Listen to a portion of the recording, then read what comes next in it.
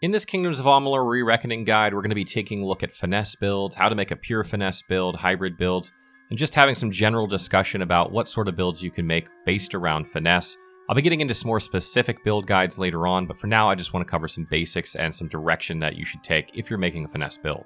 First of all, let's take a look at the destinies if you're going to go the pure finesse route. These are the, sort of upgrades you're going to get as you place more and more points into finesse. If you look all the way down at the bottom and you go to Nightblade, this is where you're going to cap out at 109 points. You're going to notice Assassination there, which gives you plus 300% damage, guaranteed critical against an enemy if you've triggered an evasion. So evasion is basically like a passive chance there to avoid an attack. If they hit you, try and hit you, it's just you have a chance to avoid it. You can increase this with one of the twists of fate to about 17% if I'm not mistaken. So you're going to have about a 17% chance, assuming you get that. And that's basically what you're going to try and build around that concept if you're going to go the pure route here. You'll also notice looking over these destinies that you have a lot more bonus to ranged damaged attack. Piercing is also ranged. It is also on Fey Blades and Daggers, but it's on Longbows as well. So you're going to get more of a bonus to ranged attacks if you're playing a pure finesse build than you're going to get towards melee. So if you want to melee and do ranged well, you're probably going to take some sort of hybrid build, because this is going to make you do ranged attacks a little bit better than melee. Just taking a look over the might finesse combination here, you'll see immediately you have plus 25% melee attack damage and plus 20% range.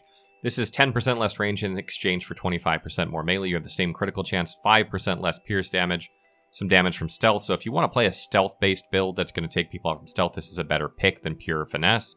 And Cutthroat, which just gives you increased physical damage as a whole. So this build is a much better, or this type of build is a much better bet if you want to mix melee and ranged. And pure finesse is going to skew a little bit more towards the range department. If you look over the finesse abilities, you're going to notice immediately there's a lot of bonuses in there that benefit the longbow. So one of your weapons, if you're going to play a finesse build or one that focuses highly on finesse, should be a longbow. It's going to be an absolute waste if you don't do this, because you have to spend a lot of ability points in order to get up in the tiers. So some of those are probably going to end up in longbow. So if you're not using one, you're going to be wasting like 20 to 30 points in a longbow that just frankly aren't doing use at all. Additionally, if you're looking at doing some sort of hybrid build with melee, you'll notice that blade honing actually gives you increased critical damage with longswords and greatswords as well. So you're going to use probably one of those 4 weapon types, daggers, fey blades, longswords, or greatswords if you're hybriding with a might build in order to take best advantage of that. And Envenom Weapon also says it applies to bladed weapons. So you're probably going, I don't know, I haven't tested it out to see if it actually works with hammers or not. But because blade honing already works with that, it's you're going to use the poison from that and the added critical bonus probably on one of those 4 weapon types. The general concept when playing a pure finesse build is that you're going to try and stack poisons and bleeds on enemies and then melee them to death, or stay back and pick them off with your bow, depending on what the scenario is. You actually get some benefit later in the game that increase your poison and bleed damage, so you're always going to make sure you want to have poison and bleed on your targets, especially if they're hard to kill targets. And you also, once you get Executioner, this is going to allow you to gain bonus damage against targets that have poison or bleeding on them, So you're going to always at least minimally want to make sure they have a bleed, but poison helps as well. So if you can get like multiple dots on these guys, they're going to go down faster. And that's kind of the strategy. You can do that with a bow, or you can do it with your melee weapon. And you can kind of like hang back and sort of, lob some volleys in at range, get them bleeding and poisoned, and then go in for melee attacks. Now, one of the builds I'm working on right now is actually taking the Assassin Destiny instead of Nightblade, and then putting a bunch of points into Might as well. And this is because the evasion chance, 17% or 11%, depending on whether you got that Twist of Fate or not, is RNG based, and you just don't know when it's going to happen or how often it's going to happen. So if you take one down from that, you're going to have like 33 extra points in Might to put however you want. That means you could use a different weapon type if you want, or you can get some bonuses to health, or you can take like adrenaline so you can get some more crit chance. There's just a lot of things you can do there. Additionally, another nice combo with Might is Concussive Force, which gives you increased damage against stunned enemies. And because you can set stunning with the trap in the finesse line, or you can do it with one of the end skills that makes it so that when you use poison abilities on an enemy, you have a chance to set stunned. This works very, very well. So you can get stunned very easily, and then you can deal increased damage, upping your damage output.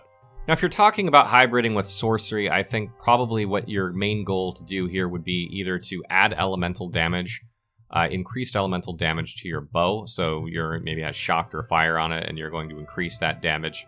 Or if you want to play 100% ranged build, so you're going to take something like a staff or a scepter or chakrams and a bow, and you're just going to use both of these and try and stay at range the whole time. And I think you could make a similar build using the assassin setup instead of putting in might and going into sorcery. But I think generally speaking, if you're going to multi-class with sorcery and finesse, or hybrid, whatever you want to call it, you're probably better off going mostly sorcery and less finesse.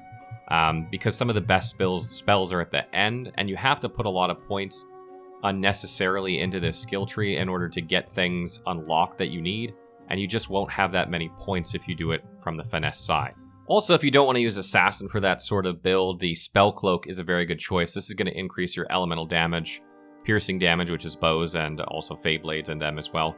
And it gives you crit chance, mana restored, and it also allows you to guarantee a crit against enemies that are panicked. Enemies can be panicked when they're set on fire, so there's a nice synergy there with fire spells. But again, the problem is getting enough points into sorcery in order to boost your fire damage so that it becomes useful to try and set enemies on fire. I think the Spell Cloak is probably a lot better if you're planning on using scepters for your other weapon because they consume mana to use them, and that's going to give you the extra mana regeneration that you probably wouldn't otherwise need if you're not using scepters. If you're using like chakrams and a bow for a ranged build, you're not really going to consume much mana. You're not going to be like throwing out a lot of spells. So, particularly if you're going primarily finesse. Obviously, if you're going primarily sorcery, that's a bit different. You're going to probably use spells in there. If you're going primarily finesse and just trying to work around the finesse abilities and add some sorcery, you're probably just going to try and boost your elemental damage and maybe have a couple buffs. One thing I want to mention particularly about finesse builds, especially if you're using the longbow, which you should be if you're using finesse, is that once you gain the scatter shot ability, your damage absolutely increases by an astronomical amount. If you can get point blank on an enemy with scatter shot and hit them with all arrows that you fire, you're going to be doing devastating damage. You should be using your charge shot all throughout the game, even before you get scatter shot, because your charge shot, where you hold shoot until it like charges up and you fire it, is very, very powerful, and it's a much better way to use arrows. You generally can get the spacing in most fights in order to use it well, but it just deals a ton of damage. And once you get scatter shot, learning to use scattershot effectively is a huge part of playing a finesse build, especially if you're using a bow again. Because not only if you hit something point blank is it probably dead in 1 or 2 shots, but also you can move the target that you're aiming at, and maybe let's say you sidestep to your right a little bit, and then another enemy gets in front of you. Now you're hitting the guy behind it and the guy in front of you at the same time. So learning like your footwork on where to position with scattershot can really, really up your DPS with this build. That pretty much wraps up the video for finesse builds. We're going to be doing might builds and sorcery builds as well, so if you want to see my thoughts on those and how to make good builds with those, or just some general information, be sure to check that out. Obviously, we'll be getting into some exact builds and some good setups that I think work well. I have some ideas for those already, but I need to get a little bit higher levels. It's taking me a little bit longer than I want. If you want to stop by and ask questions or hang out, we're going to be on Twitch playing this week and next week, so be sure to drop by if you have Amalur questions, or head over to the Wiki if you need more specific information.